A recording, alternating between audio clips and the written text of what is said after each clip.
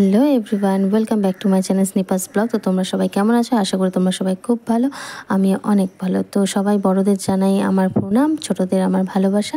এই নিয়ে ব্লগটা আজকে স্টার্ট করছি। তো তখন বাজে বিকেলবেলা, সন্ধ্যা প্রায়। তো সেরকম সময় মা বললো একটা শ্রাদ্ধ বাড়ির নিমন্ত্রণ আছে, চল গিয়ে একটা কিছু নিয়ে আসি, কারণ গেলে তো দিতেই হবে। তো বাড়ির সবাইকে ইনভাইট করেছে, তো সেইগুলোকে বৃষ্টি ওয়েদারেও আমরা রেডি হয়ে গেছি। জানি না বাইরে বৃষ্টি হবে কিনা, মাকে বারবার বলছি মা রেডি হও, তাড়াতাড়ি চলো বৃষ্টি নেমে পড়বে। তো সেই নিয়ে মা টিপাই সব করছে। এরপরেও মাকে বলছি মা একটু জলদি করো।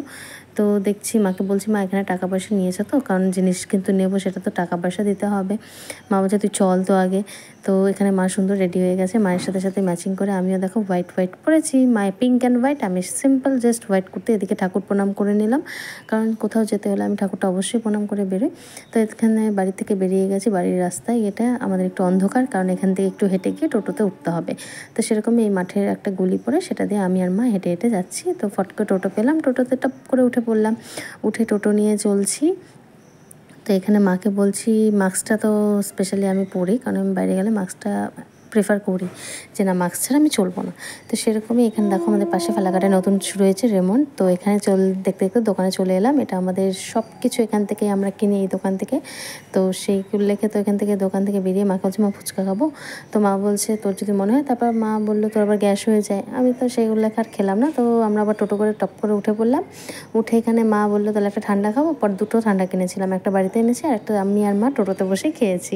তো সেরকমই দুজনে মা মেয়ে বসে বসে ঠান্ডা খাচ্ছি আর বলছি। আর এদিকে রাস্তাটা এতটা খারাপ ছিল, অন্য রাস্তাতে নিয়ে আসছি, বহুত ভাঙাচোরা। তো সেরকম উল্লেখেই আসছি। আসার পর এখানে মাকে বললাম মা একটু ক্যামেরাটা ধরে দেবে। মা বললো ঠিক আছে দিয়ে ধরে দিই।